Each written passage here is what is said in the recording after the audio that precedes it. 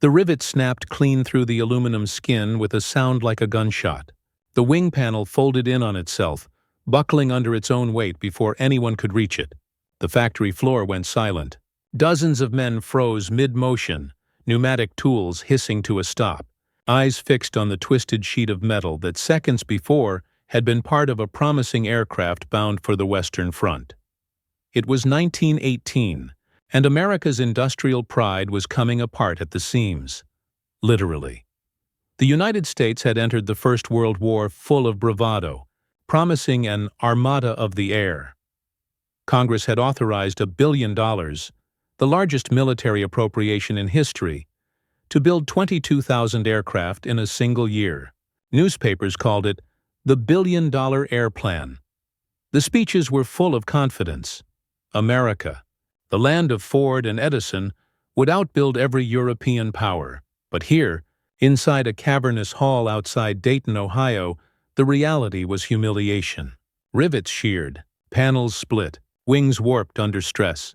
Factories that had built locomotives and automobiles were discovering that flight was not simply a smaller version of their craft. It was an entirely different universe of precision. Aircraft construction demanded tolerances American industry had never attempted. A bridge could flex, a ship could creak, but a plane had to hold its shape perfectly at hundreds of kilometers per hour in turbulence, in freezing air. A rivet in a bridge could be off by a millimeter and hold. A rivet in a wing could be off by a hair's breadth and kill a man. Aluminum was supposed to be the miracle metal of the 20th century. Instead, it became the enemy of every overconfident foreman. It was light, strong, and unforgiving. It didn't bend. It fractured. It didn't hide mistakes. It magnified them. The same workers who had hammered steel into locomotives now approached airplane assembly with the same rough confidence. The result was catastrophic. Wings failed in static tests. Fuselages cracked under vibration.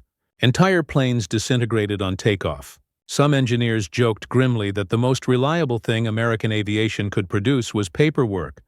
But the deeper problem wasn't the workers. It was the system, or rather, the complete absence of one. Every factory had its own methods. Some used solid rivets, others hollow. Some drilled holes before assembly, others punched them after. There was no universal jig, no shared torque chart, no pressure calibration. The new aircraft industry wasn't a machine. It was 100 machines running in different directions. Engineers were improvising in real time. They were learning on the factory floor, in the crash reports, in the wreckage of prototypes. A foreman in Buffalo once said, "We're building airframes like carpenters building coffins." It wasn't cynicism, it was recognition. And yet, in that failure, something remarkable began to form. Not in the rivets, but in the people. The men and women who lived through that fiasco began documenting every mistake. They didn't just move on. They learned. They studied broken rivets under magnifying lenses. They traced fracture lines, tested heat treatments, reamed holes smooth instead of punching them. They learned that an overdriven rivet, hammered with just a bit too much force, could crack the aluminum grain structure. That even a tiny burr inside a drilled hole could turn into a deadly stress concentrator. They learned to count, measure, and calibrate, and they wrote it all down. For the first time, American factories began to see engineering not as intuition, but as discipline. A rivet wasn't just a piece of metal. It was data. It had to be installed with precision, monitored for quality, and understood scientifically. The lessons didn't save the war effort. The armistice came too soon. The planes America had promised never flew over France in numbers that mattered. The dream of a home-built air armada collapsed under its own weight. But the engineers who'd been humiliated by it didn't forget. When the 1920s arrived, those same people carried their lessons into the future. Many of them went west, to California, where a new generation of aviation dreamers was taking flight. Donald Douglas, who had once worked under the old war contracts, founded a company obsessed with one principle: precision. His engineers spoke not of speed, but of fit. Every bolt, every rivet, every joint was checked and rechecked. William Boeing did the same in Seattle. In St. Louis, a young engineer named James McDonnell, studied how to make planes that could be mass-produced without guesswork. For 2 decades, the nation that had failed to build airplanes built instead the knowledge of how to build them. And when the storm returned, when Europe fell into war again in 1939, America's quiet army of engineers and craftsmen was ready. At first, the old ghosts returned. Some factories hesitated, some politicians doubted. But as the orders rolled in, the industrial rhythm began. Airframes were drawn on drafting tables, blueprints stretched wall to wall, and the great experiment of American precision began in earnest. This time, they didn't improvise. Every major manufacturer agreed on standards, hole diameters, rivet alloys, torque specifications. Jigs were built by the thousands. Enormous steel skeletons that could hold wings and fuselages perfectly aligned from the first rivet to the last. In Wichita, Kansas, workers at Beech and Cessna used gauges accurate to thousandths of an inch. In California, Douglas trained entire classrooms of women to use pneumatic rivet guns, their work timed to the heartbeat of the factory. It wasn't just machinery that had evolved, it was culture. Every worker understood that precision was patriotic. It wasn't about fame or medals or glory. It was about knowing that somewhere, far away, a young man's life depended on the rivet you just drove. One worker later said, "We didn't think of them as planes. We thought of them as promises." By 1942, the promises became an avalanche. The numbers defied comprehension. Hundreds of new factories, millions of workers. At Boeing, engineers developed a system where every component could be built in a different city and still fit within thousandths when assembled. Ailerons from Kansas fit wings from Seattle. Landing gear from Ohio bolted into fuselages from California. The genius of it was not invention, it was coordination. They called it interchangeability, but it was really a philosophy. The idea that precision, not improvisation, wins wars. At the center of it all was the rivet, the same small cylinder of aluminum that had once symbolized failure. Now it became the heartbeat of the war machine. Every factory floor rang with its rhythm. Hammer, hiss, hammer, hiss. Tens of thousands of hands, moving in time, turning chaos into order. In the Long Beach plant of Douglas Aircraft, entire families worked side by side. Mothers drove rivets. Daughters fetched tools. Fathers, too old to fight, trained new hires on inspection methods. There were no titles, just stations, pressure gauges, and production quotas that felt less like targets and more like sacred vows. Supervisors no longer barked orders. They taught. They explained why a hole needed to be reamed, why a head had to sit flush, why one loose rivet could cause vibration that destroyed an engine mount after 50 hours in the sky. The Great War had been a story of ambition without knowledge. The second was a story of knowledge turned into power. At Willow Run in Michigan, Henry Ford's bomber plant stretched almost a mile from end to end, so vast that workers rode bicycles between stations. Under that roof, a B-24 Liberator, a bomber with 4 engines, 98 feet of wingspan, and more than 1 million rivets, rolled off the line every 55 minutes.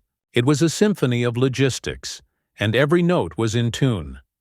When news of that output reached Germany, Goebbels called it impossible propaganda. It wasn't propaganda. It was the mathematical consequence of discipline. But behind the numbers was the human story. Exhaustion, pressure, pride. The work was deafening. Rivet guns screamed. Aluminum dust clung to skin. Some women went home with bruises up their arms from vibration. Others had burns on their wrists from hot metal. Many worked 10-hour shifts and then cared for children at night. They didn't see themselves as heroes, but they were. Every bomber that crossed the Channel, every transport that flew the hump over the Himalayas, every fighter that escorted bombers over Berlin, all of them began with a rivet driven by someone who remembered that America had once failed to make one hold. In the break rooms, pinned to bulletin boards between safety posters and ration notices, workers taped newspaper clippings about the war. When the news came that bombers had hit the Ploesti oil fields or that Mustangs had escorted bombers all the way to Berlin, they'd circle the pictures and say quietly, "That's ours." It was a new kind of patriotism, quiet, meticulous, exacting, and it was contagious. By 1944, America was building 8,000 aircraft a month, more than Germany and Japan combined. The production lines never slept. The night shift left notes for the day shift. "We finished our section. Yours is next." The system was so reliable that pilots began trusting it with their lives. Crews called their planes good ships, and when one came back full of holes but still flying, they'd say, "She was built right." That phrase, "built right," was the victory song of the home front. By the war's end, the numbers were almost mythic: 296,000 aircraft, 41 billion rounds of ammunition, 27,000 tanks, a war machine so vast it dwarfed entire nations. But when victory finally came in 1945, the celebration on the factory floor wasn't loud. It was quiet. Tired smiles, hugs, relief. Many workers simply stood in silence and listened. For the first time in years, the rivet guns were still. The factories would soon close or shift to peacetime production. But the habits remained. Quality control became the foundation of post-war industry. Statistical process control, developed for aircraft inspection, spread into every factory in America. The system that had learned to hold airplanes together would soon hold together the modern world. Cars, radios, electronics, even spacecraft. And those who had been there carried the memory for life. There's a photograph, taken in 1944, of a woman in a headscarf leaning into the open fuselage of a P-38 Lightning. The light catches the curve of her arm, the rivet gun balanced perfectly in her hands. Behind her stretches a line of half-finished aircraft disappearing into the haze of the factory lights. The photograph looks ordinary, until you know the history behind it, because everything in that frame is the consequence of a single broken rivet 25 years earlier. That first failure had echoed across a generation. It had taught a nation that excellence isn't born in triumph. It's forged in humility. Every seam that held in 1944 owed its strength to one that failed in 1918. Every aircraft that returned from combat carried in its bones the lessons of a factory floor that once couldn't make a wing hold its shape. The true miracle wasn't production. It was redemption. The ability of an industrial civilization to learn from its mistakes, and then turn that knowledge into the power to defend freedom. When the last C-47 rolled off the line, workers signed their names inside the fuselage, little inscriptions no one would ever see. One read, "We learned from the first ones." Another simply said, "It will hold." It did. And that is why America could build 296,000 planes in 4 years. Because, a generation earlier, they had watched one fall apart and refused to let it happen again. The sound of that first broken rivet never really stopped echoing. It just changed rhythm. By 1944, it had become the heartbeat of a world learning, at last, how to hold together. If this story reminds you that progress is born not from perfection, but from perseverance, share it. Because the echo of that first broken rivet still shapes the world we live in today.